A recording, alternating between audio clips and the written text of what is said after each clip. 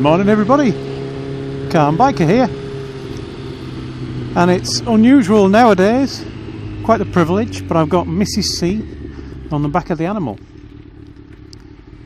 She's a dirty girl, she needs cleaning, her pipes are all brown and need a lot of bleach, but the bike is doing fine.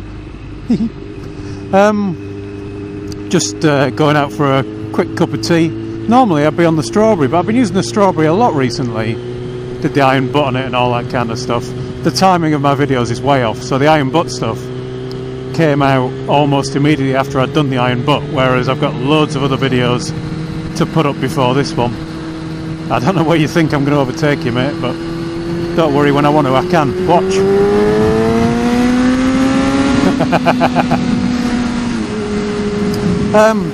Yeah, so I managed to convince her just go for a little ride on the bike. We've got to go and get a coffee. And I thought I'd record a video on the way, which means I'll go a little bit slower and I won't upset Mrs. C, who's now thoroughly used to the strawberry. And as I demonstrated in a recent random clippage, there's quite a difference between the two machines. So I thought I'd record a video, and I thought, what should I record about? And I thought I'll just do one about something that Mrs. C and I were talking about earlier. Something that irritates me. A lot of people do it, and when individual people do it, kind of normal people, it's kind of, well, I don't like it, but I can deal with it. But when you see it on the TV, and I'd seen it on the main news programme in the morning, then it really irritates me. And I don't know what it's called nowadays, but it used to be called the Australian upwards inflection. It used to be called that because it was introduced to this country by the Australian soap operas like Your Neighbours and Your Home and Away and whatever else they have. I don't even know if those things still exist. But it's the thing in your voice where you go up at the end of a sentence.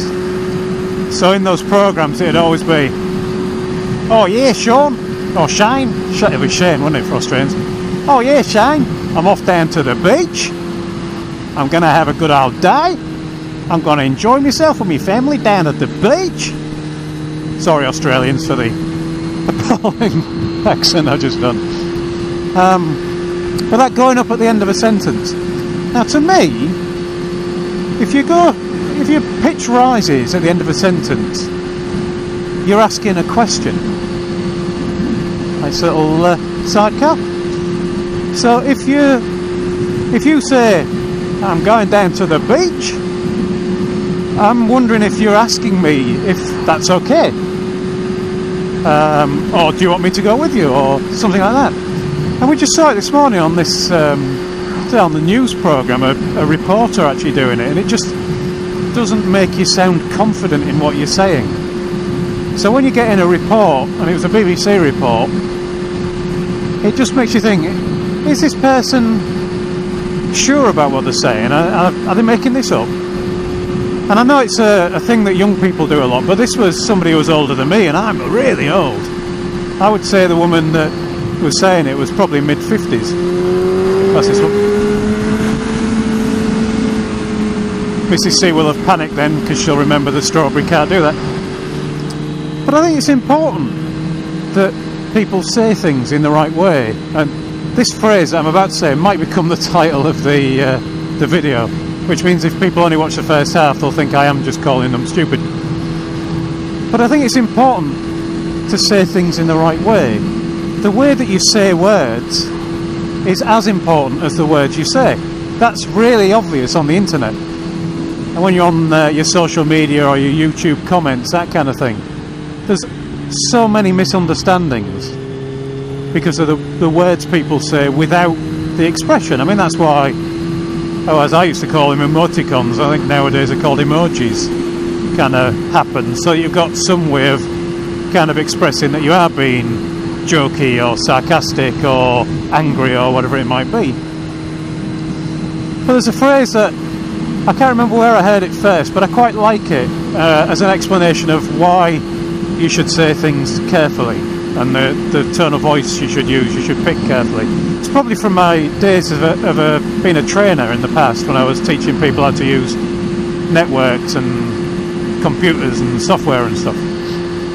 And the phrase is, I didn't say you were completely stupid. Now if you see that written down, you might think that I'm just saying I never said that. You know, somebody maybe said that I said you were completely stupid, and I've just written down I didn't say you were completely stupid. And that might be the thing you can take from it. But the way I say it matters.